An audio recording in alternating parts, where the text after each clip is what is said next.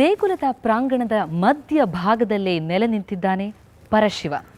ಪಂಚಭೂತಗಳಲ್ಲಿ ಮೂಲ ತತ್ವವಾದಂತಹ ಆಕಾಶ ತತ್ವವನ್ನು ಆಧರಿಸಿರುವಂತಹ ಶಿವನ ವಿಗ್ರಹವನ್ನು ಇಲ್ಲಿ ನಿರ್ಮಿಸಲಾಗಿದೆ. ಅದರಲ್ಲೂ ಪಂಚತತ್ವಗಳಲ್ಲಿ ಪ್ರಮುಖವಾದಂತಹ ಅಧಿಪತಿ ಈ ಭೂವಿಗೆ ಅಧಿಪತಿ ಅನ್ನುವ ಕಾರಣಕ್ಕೆ ಶಿವನನ್ನ ಇಲ್ಲಿ ನಿರ್ಮಿಸಲಾಗಿರುವಂಥದ್ದು. ಬನ್ನಿ ಆ ಶಿವನ ದರ್ಶನವನ್ನು ಈಗ ಮಾಡೋಣ. ಶಂಕರ ಅಂದರೆ ಮಂಗಳವನ್ನುಂಟು ಮಾಡುವವನು ಅಂತ ಅರ್ಥ. ಜಗತ್ತಿಗೆ ಮಂಗಳವನ್ನು ಉಂಟು ಮಾಡುವ ಉದ್ದೇಶದಲ್ಲಿ ಶಂಕರ ಈ ಪಂಚಾಯತನ ಸ್ವರೂಪದಲ್ಲಿ ನೆಲೆಸಿದ್ದಾನೆ.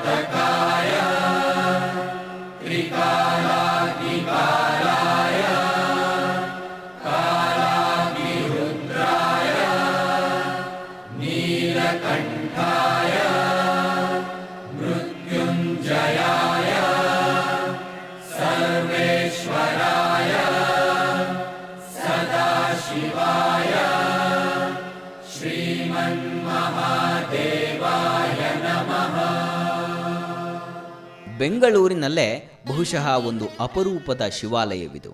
ಇಂಥ ಸನ್ನಿಧಿಗೆ ನಾನಾ ಕಡೆಗಳಿಂದ ಭಕ್ತರು ಬರುತ್ತಾರೆ. ಈ ಕ್ಷೇತ್ರಕ್ಕೆ ಬಂದರೆ ಏನೋ ಒಂದು ನಮಗೆ ಒಂಥರ ಮನಸ್ಸಿಗೆ ಶಾಂತಿ, ನೆಮ್ಮದಿ, ಮತ್ತು ಇಲ್ಲಿನ ಒಂದು ಪೂಜೆ ಇತ್ಯಾದಿಗಳು ನಮಗೆ ಮನಸ್ಸಿಗೆ ಇಷ್ಟ ಆಗ್ತದೆ. ಅದರಿಂದ ನಮಗೆ ಅನೇಕ ಒಂದು ಬಂದಾಗೆಲ್ಲ ನಾವು 4 ವರ್ಷದಲ್ಲಿ ತೊಡಸ್ಕೊಂಡಿದ್ದೀವಿ. ನಾವು ಅನೇಕ ಕಡೆ ತಿರುಗಾಡಿದ್ದೀವಿ. ಎಲ್ಲಿ ಈ ಥರ ದೇವಸ್ಥಾನ ನಮಗೂ ಕಂಡಿಲ್ಲ. ಆದರೆ ಇಲ್ಲಿ ಒಂದು ಎಲ್ಲ ಸೇರಿ ಒಂದು ಒಳ್ಳೆಯ ದೇವಸ್ಥಾನವನ್ನು ಮಾಡಿದ್ದಾರೆ ಬೆಂಗಳೂರಲ್ಲಿ. ಮತ್ತು ಇಲ್ಲಿಗೆ ಬಂದ ಮೇಲೆ ನಮಗೆ ತುಂಬ ಒಳ್ಳೆಯದಾಗಿದೆ.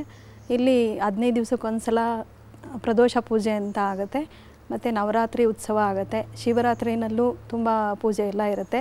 ಸೊ ದಿನ ಒಂದು ದಿವಸ ಬರದೇ ಇದ್ರೂ ನಮಗೆ ಏನೋ ಮಿಸ್ ಮಾಡ್ಕೊಂಡಂಗೆ ಅಂತ ಅನಿಸುತ್ತೆ. ಇಲ್ಲಿ ಬಂದು ಈ ಪ್ರಶಾಂತತೆ ಬಹುಶಃ ಈ ನಗರದಲ್ಲಿ ನಮಗೆ ಎಲ್ಲೂ ಸಿಗಲ್ಲ.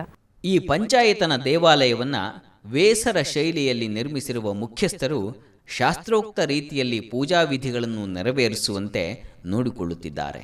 ಈ ಪ್ರಸನ್ನ ಚಂದ್ರಶೇಖರನನ್ನು ಆರಾಧನೆಯನ್ನು ಮಾಡಿದಾಗ ನೆಮ್ಮದಿ ಪ್ರತಿಯೊಬ್ಬನಿಗೂ ಕೂಡ ಸಿಕ್ಕೇ ಸಿಗ್ತದೆ. ಈ ಒಂದು ಅನುಭವವನ್ನು ಬಂದು ತಾವೇ ಅನುಭವಿಸಬೇಕೇ ಹೊರತಾಗಿ ಇನ್ನೊಬ್ಬರು ಹೇಳಿದರೆ ಅಥವಾ ಚಿತ್ರದಲ್ಲಿ ನಾವು ನೋಡಿದರೆ ನಮಗೆ ಅನುಭವ ಆಗಲಿಕ್ಕೆ ಸಾಧ್ಯ ಇಲ್ಲ. ಯಾಕೆ ಅಂತಂದರೆ ಕನ್ನಡದಲ್ಲೊಂದು ಗಾದೆ ಇದೆ, ತಾನು ಸತ್ತು ಸ್ವರ್ಗವನ್ನು ಕಾಣಬೇಕು ಅಂತೇಳಿ.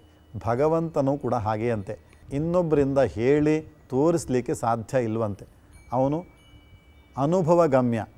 ಅಂದರೆ ನಮಗೆ ಯಾರಾದರೂ ಒಂದು ಏಟನ್ನು ಕೊಟ್ಟಾಗ ನೋವು ಆಯಿತು ಅಂತ ಹೇಳ್ತೇವೆ. ಆ ನೋವನ್ನು ತೋರಿಸು ಅಂತಂದರೆ ಹೇಗೆ ತೋರಿಸ್ಲಿಕ್ಕೆ ಸಾಧ್ಯ ಇಲ್ವೋ ಹಾಗೆ ಭಗವಂತನನ್ನು ಕೂಡ ನಾವು ತೋರಿಸ್ಲಿಕ್ಕೆ ಸಾಧ್ಯ ಇಲ್ಲ, ನಾವು ಅನುಭವಿಸ್ಲಿಕ್ಕೆ ಮಾತ್ರ ಆಗ್ತದೆ. ಆ ನೋವನ್ನು ಹೇಗೆ ನಾವು ಅನುಭವಿಸ್ತೇವೋ ಹಾಗೆ ಆ ಭಗವಂತನ ಶಕ್ತಿಯನ್ನು ಸ್ವತಃ ನಾವು ಬಂದು ಅನುಭವಿಸಿದಾಗ ಮಾತ್ರ ನಮಗೆ ಸಂತೋಷ, ನೆಮ್ಮದಿ ಆಗಲಿಕ್ಕೆ ಸಾಧ್ಯ. ಅಜಹರಿನಮಿತ ಶಿವ ಮುನಿಗಣ ವಿನುತ ಶಿವ, ಅಜಹರಿನಮಿತ ಶಿವ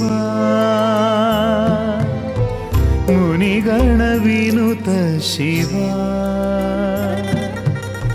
ಹಿಮಗಿರಿ ನಿಲಯ ಶಿವ, ಹಿಮಗಿರಿ ನಿಲಯ ಶಿವ, ಮಹಿಮಾ ಹೃದಯ ಶಿವ. ನಗರಗಳ ಮಟ್ಟಿಗೆ ಹೇಳುವುದಾದರೆ ಇದು ಅಪರೂಪದ ಪಂಚಾಯತನ ದೇವಾಲಯ. ನಿಮ್ಮ ಕುಲದೇವತೆ ಯಾರೆಂಬುದು ನಿಮಗೆ ಗೊತ್ತಿಲ್ಲದಿದ್ದಲ್ಲಿ ಈ ರೀತಿ ಪಂಚಾಯತ್ ಸನ್ನಿಧಿಗೆ ಬಂದು ಪೂಜೆ ಮಾಡಿದಲ್ಲಿ ನಿಮ್ಮ ಕುಲದೇವತೆಗೆ ಅರ್ಪಿಸಿದಂತಹ ಪೂಜಾ ಫಲ ನಿಮಗೆ ಪ್ರಾಪ್ತಿಯಾಗುತ್ತೆ ಅನ್ನುವಂತಹ ನಂಬಿಕೆ ಇದೆ. ಇದೇ ರೀತಿ ಮತ್ತೆ ಮುಂದಿನ ವಾರ ಗುಡಿ ಅರಸಿ ಇನ್ನೊಂದು ಕಡೆ ಪಯಣ ಬೆಳೆಸೋಣ. ಅಲ್ಲಿಯವರೆಗೂ ನೇರ, ದಿಟ್ಟ, ನಿರಂತರ ಸುದ್ದಿಗಾಗಿ ನೋಡ್ತಾ ಇರಿ ಸುವರ್ಣ ನ್ಯೂಸ್.